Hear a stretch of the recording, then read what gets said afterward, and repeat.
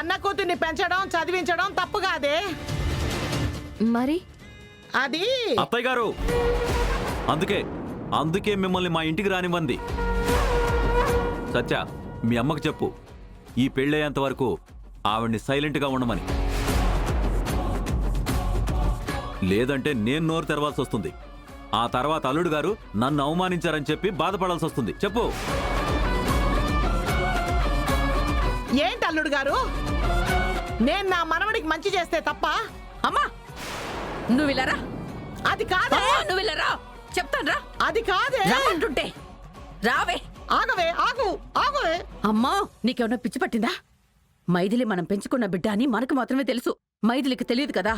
ఆవేశంలో ఆ విషయాన్ని బయట పెడతావా? పెట్టకుండా ఎన్నాళ్ళు దాస్తావే? ఈ రోజు కాకపోయినా రేపైనా తెలియాలి కదా. అవసరం లేదు.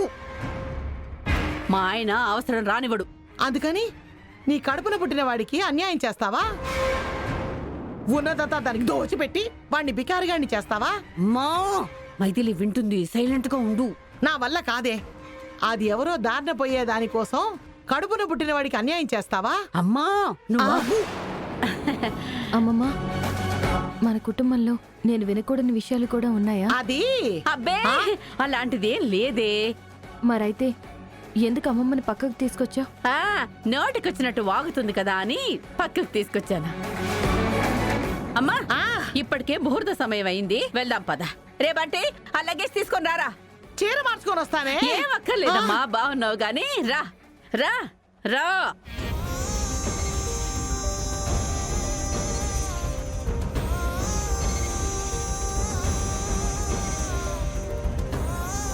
అక్క పద వెళ్దాం. పదండి.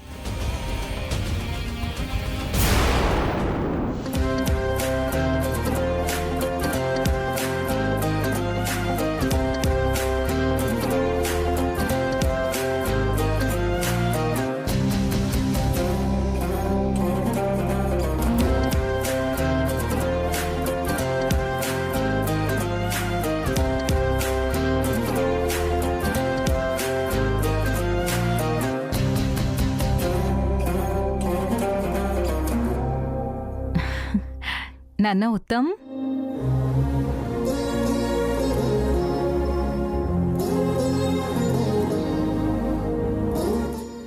ఏంటమ్మా అలా చూస్తున్నారు? నాదిష్టే తగిలేలా ఉంది. నా బంగారు కొండ.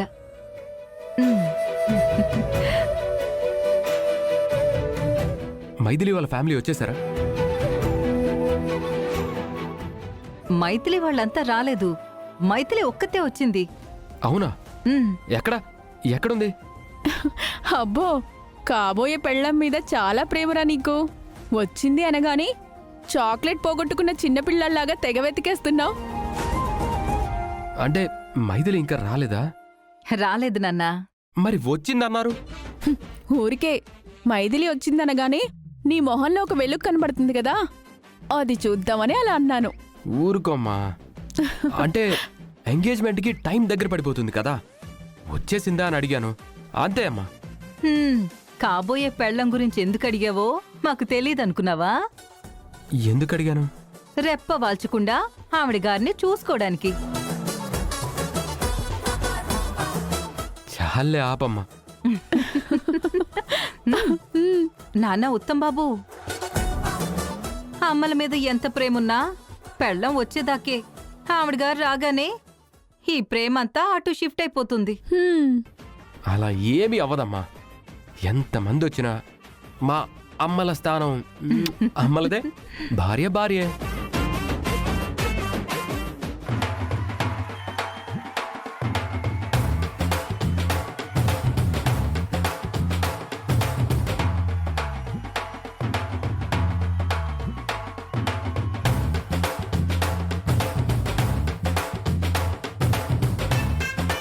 సుహాసిని, ఏర్పాట్లన్నీ జరుగుతున్నాయి కదా? అన్నీ జరుగుతున్నాయి అత్తయ్య గారు. పెళ్లివారు వచ్చారా? ఇంకా రాలేదు. ఏ బొట్టు పెట్టి పిలిస్తే గాని రారా? వాళ్ల వాలకం చూస్తుంటే గడ్డం పట్టుకుని బతిమలాడితే కాని వచ్చేటట్టు లేరత్తయ్యా. అంత తలబిరుసు చూపిస్తున్నారా? మీరే చూస్తారు కదా అత్తయ్య గారు.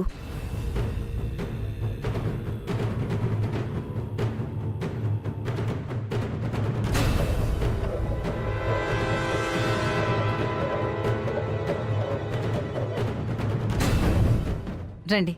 రండి.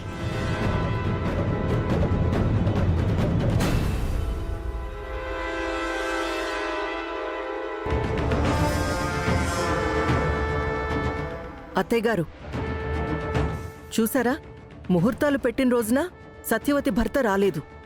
ఎంగేజ్మెంట్కి కూడా వాళ్ళ ఆయన రావట్లేదు. అసలు నిజంగా ఈ సత్యవతికి భర్త ఉన్నట్టా లేనట్టా? ఈరోజు తాడో పేడో తేల్చేస్తాను.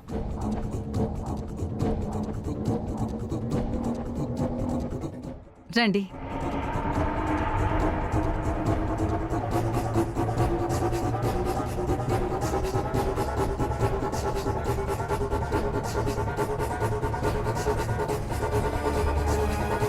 ఇంకా నిలబడే ఉన్నారేంటి? కూర్చోండి.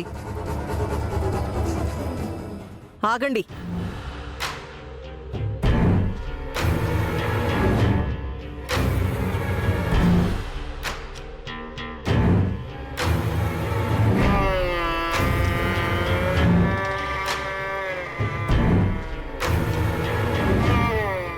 సత్యవతి, చెప్పిన మాట మర్చిపోయావా? లేదంటే మేం మర్చిపోయాం అనుకున్నావా? దేని గురించి మాట్లాడుతున్నారండి? అమాయకురాల్లా మాట్లాడుకు. మొన్న ముహూర్తాలు పెట్టించిన రోజున నీ భర్త రాలేదు అంటే ఏం చెప్పావు? మా నాన్నగారు ప్రైవేట్ కంపెనీలో ఉద్యోగం చేస్తారు. ఆఫీస్ పని మీద అర్జెంటుగా బయటికి వెళ్లాల్సి వచ్చింది. అందుకే ఈ కార్యక్రమానికి రాలేకపోయారు. రేపు రాత్రికి వస్తారు. నిశ్చితార్థానికి మేమే ఆయన్ని వెంట పెట్టుకుని వస్తాం. నిశ్చితార్థానికి ఖచ్చితంగా తీసుకొస్తానని చెప్పావా లేదా? భగవంతుడా, నాన్నేమో ఇక్కడికి రాలేరు.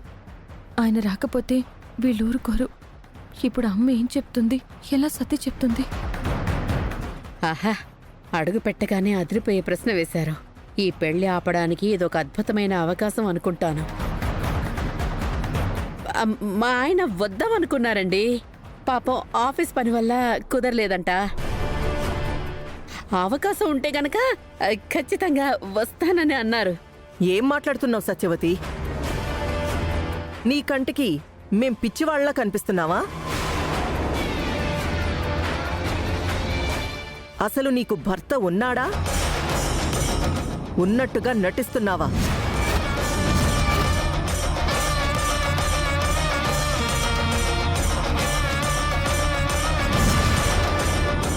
ఆ అవసరం నాకేంటి?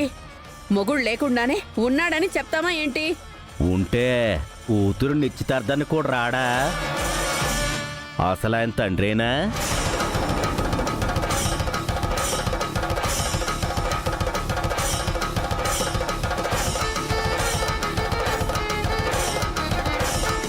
లీలాకృష్ణ గారు, మాటలు కాస్త మర్యాదగా మాట్లాడండి. చాలే ఆపు. ఈవిడి గారికి మొగుడున్నాడంట, కానీ కూతురు ఎంగేజ్మెంట్కి రాడంట. అసలు నిజంగా నువ్వు వీళ్ళకి పుట్టావా? లేదంటే ఎక్కడైనా దొరికితే తెచ్చి పెంచుకున్నారా? కరెక్ట్గా అడిగావు సిస్టరు. వీళ్ళ బాపత్ సొత్తుంటే ఈ మైథిలీళ్ళకి పుట్టినట్టు లేదు. యాడ్ నుంచి తెచ్చి పెంచుకున్నట్టుంది. అవునయ్యా, మా అల్లుడి గారికి ఈ మైథిలి పసిబిడ్డగా ఉన్నప్పుడు రోడ్డు మీద దొరికింది. తెచ్చి పెంచుకున్నారు. ఇప్పుడేంటి?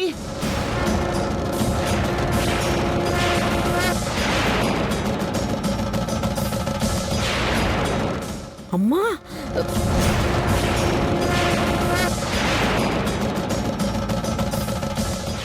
అమ్మమ్మ, ఎందుకు ఇలా మాట్లాడుతున్నావు? నేను నిజమే మాట్లాడుతున్నానే. నిన్ను కన్నవాళ్ళు నడి రోడ్డు మీద వదిలి వెళ్ళిపోతే మీ నాన్న తెచ్చుకొని పెంచుకున్నాడు.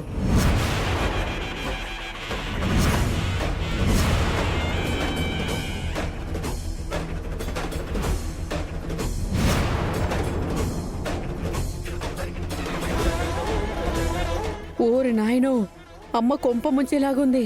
ఈ విషయం తెలిస్తే ఆయన నన్ను చంపేస్తారు. అమ్మా, నోటికొచ్చినట్టు మాట్లాడకే. వాళ్ళేదో వాగారని నువ్వు కూడా అడ్డదిడ్డంగా వాగుతావా? అది కాదే. మీరాగండి. నాకిప్పుడు నిజం తెలియాలి. మైథిలి మీకు పుట్టిన బిడ్డ, తెచ్చి పెంచుకున్న బిడ్డ?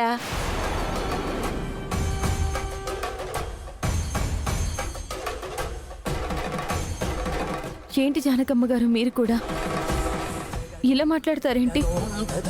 మా అమ్మ నాన్నల రక్తం పంచుకు పుట్టిన బిడ్డ నేను. మరైతే ఈవిడ గారు నిన్ను తెచ్చుకొని పెంచుకున్నావు అంటున్నారు. మరి కన్న కూతుర్ని పట్టుకొని కన్న తల్లి ముందే నువ్వు కన్నావా లేదంటే ఎక్కడి నుంచి అయినా తెచ్చి పెంచుకున్నావా అని వంకరగా అడిగితే మా అమ్మ ఇలాగే వంకరగానే సమాధానం చెప్తుంది. ఆ మైథిలి నా సొంత మనవరాలే. మరైతే మీ అల్లుడు గారు ఎందుకు రానట్టు? ఈ పెళ్లి ఇష్టం లేదా? లేదంటే అసలు అల్లుడే లేడా?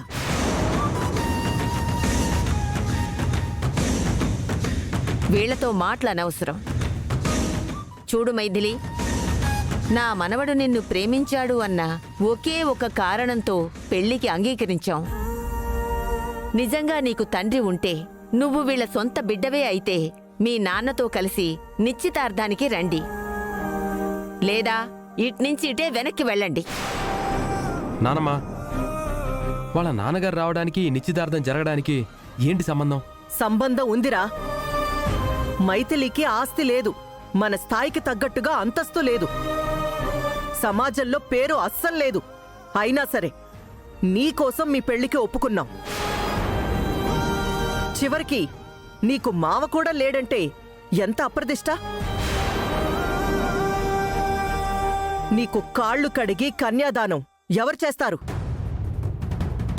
అవునలుడు, డబ్బులు లేని ఇంటికైనా నిన్ను పంపిస్తాం గానీ అసలు కుటుంబమే సరిగ్గా లేని ఇంటికి అల్లుడుగా పంపించాం. ఆహా.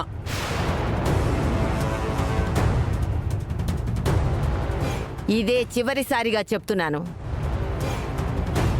నీకు భర్తుంటే అతన్ని తీసుకుని నిశ్చితార్థానికి రా. లేదా జీవితంలో ఇక మీ మొహాన్ని నాకు చూపించొద్దు. ఇక పొండి, ఇక పొండి, ఇక పొండి.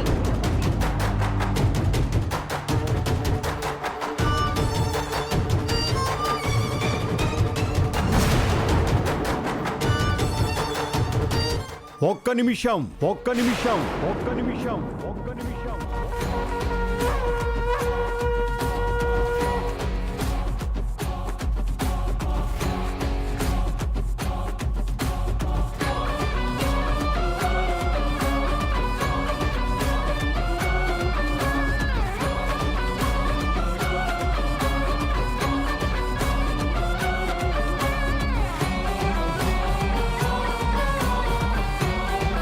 మీ మనవడికి మైథిలితో పెళ్లి కావాలి. మీకు ఈ పెళ్లి ఆపడం కావాలి. అందుకే ఉన్న మనుషుల్ని వదిలేసి లేని మనుషుల కోసం గొడవ పడుతున్నారు. వాళ్ళకి ఆస్తులు లేకపోయినా, అంతస్తులు లేకపోయినా కనీసం కుటుంబం అయినా ఉంది అనుకున్నాను. ఆ కుటుంబం కూడా చిన్న భిన్నమైందని తెలిసాక కూడా నా మనవణ్ణి ఆ ఇంటికి ఎందుకు అల్లుణ్ణి చేస్తాను? ఖచ్చితంగా ఈ పెళ్లి ఆపి తీరతాను. ఆ అవసరం మీకు రాదు జానకమ్మ గారు. మీకు కావలసింది సత్యవతి భర్తే కదా. అతను నాకు పరిచయమే, నేను తీసుకొస్తాను.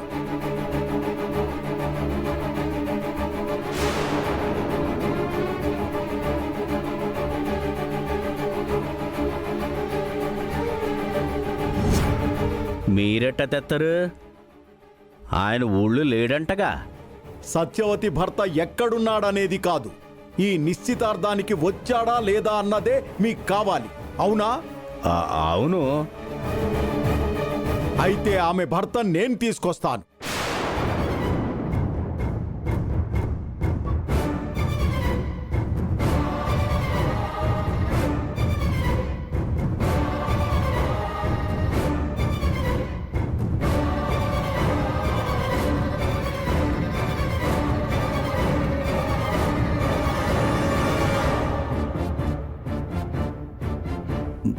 ఏటెత్ సిస్టరు ఈ సత్యవతేమో మా ఆయన లేడు, ఉద్యోగం పని మీద వేరే ఊరు వెళ్ళాడు, ఇంతవరకు రాలేదని చెప్పింది. మరి మా అయ్యగారేమో అతను తీసుకొస్తానని ఆవేశంగా వెళ్ళాడు. అసలు ఈవిడి మొగుడు సిటీలో ఉన్నట్టా లేనట్టా? నాకు అదే డౌట్గా ఉందన్నయ్య. ఆయన సిటీలోనే ఉండుంటే నిశ్చితార్థానికి ఎందుకు రానట్టు? ఒకవేళ వేరే ఊళ్ళో ఉంటే మావయ్య గారు ఎలా తీసుకొస్తారు? అంతా కన్ఫ్యూజింగ్గా ఉంది. నాకు అది డౌట్గా ఉంది సిస్టరు. మావయ్య గారు సత్యవతిని భర్తను తీసుకొచ్చాడు, మనకి తెలియకుండా వాళ్ళ కుటుంబంలో ఏదో పెద్ద కథే నడుస్తుందని అర్థం. అవునన్నయ్య, చూద్దాం మావయ్య గారు ఎవరిని తీసుకొస్తారో, ఏం చేస్తారో. చూద్దాం.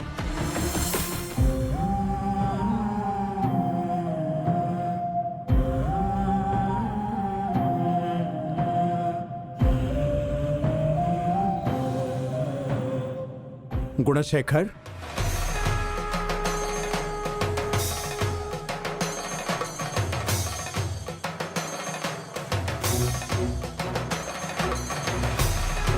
రామయ్య గారు, మీరు నువ్వు జానకమ్మ గారింటికి రావాల్సిన సమయం వచ్చింది. నేను జానకమ్మ గారింటికి? అయ్యా, అన్నీ తెలిసిన మీరే ఇలా మాట్లాడతారా? నేనింటికొస్తే ఏం జరుగుతుందో మీకు తెలీదా? తెలుసు కాబట్టే వచ్చాను గుణశేఖర్. ఆ ఇంట్లో వాళ్ళందరూ సత్యవతి భర్తెవరో తెలుసుకోవాలనుకుంటున్నారు. మైథిలి తండ్రెవరో చూడాలని కోరుకుంటున్నారు. అలా గనక జరగని పక్షంలో ఈ పెళ్లి జరగకూడదని నిర్ణయించుకున్నారు. మీరు చెప్పేది నిజమా? నేను గనక నిశ్చితార్థానికి రాకపోతే మైథిలి పెళ్లి జరగదా? అవును గుణశేఖర్, వాళ్ళందరికీ నీ మీద అనుమానం వచ్చిందో, లేదంటే నువ్వు ఆ ఇంట్లో అడుగు పెట్టవలసిన సమయం వచ్చిందో నాకు తెలీదు, కానీ నువ్వు ఆ ఇంట్లో అడుగు పెడితే తప్ప ఈ పెళ్లి జరగదు అని తెగేసి చెప్పారు. కాబట్టి నువ్వు మైథిలి తండ్రి స్థానంలో ఆ ఇంట్లో అడుగు పెట్టక తప్పదు. నేనొస్తే ఈ పెళ్లి ఆగిపోతుంది రామయ్య గారు. ఏ నిజం జానకమ్మ గారికి తెలిస్తే ఈ పెళ్లి ఆగిపోతుందని భయపడ్డామో అదే నిజాన్ని ఆ ఇంట్లో అడుగుపెట్టి నిజం చేయమంటారా? అవును,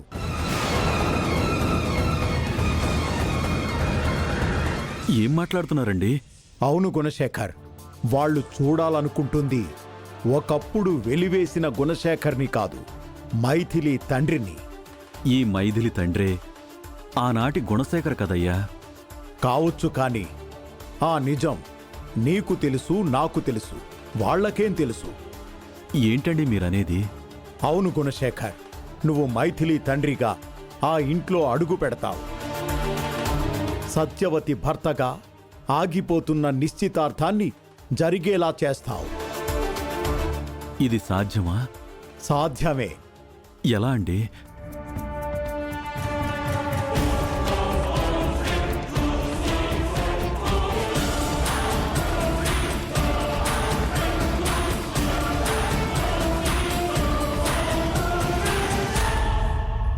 నువ్వు గుణశేఖర్లా వెళ్తే ఖచ్చితంగా ఈ పెళ్ళి ఆగిపోతుంది.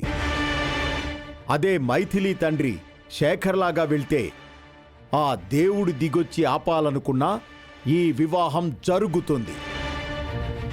ఒకవేళ ఎవరైనా కనిపెడితే? నిజాన్ని వాళ్ళు కనిపెడితే నేను రామయ్యనెందుకవుతాను? నిన్ను మైథిలి తండ్రిగా పరిచయం చేసి మైథిలి పెళ్లి జరిపిస్తేనే నేను జానకి రామయ్యనవుతాను, మైథిలికి తాతయ్యనవుతాను. మరే మాత్రం సందేహించకుండా వెంటనే బయలుదేరు గుణశేఖర్. అలాగే రామయ్య గారు. శ్రీరాముళ్లాంటి మీరు అండగా ఉండగా ఇక నాకు భయం ఏంటి? ఇప్పుడే ఈ హనుమంతుడు మీతో బయలుదేరుతున్నాడు. మా మైథిలి అమ్మ పురుషోత్తముల పెళ్లిని స్వయంగా జరిపించబోతున్నాను.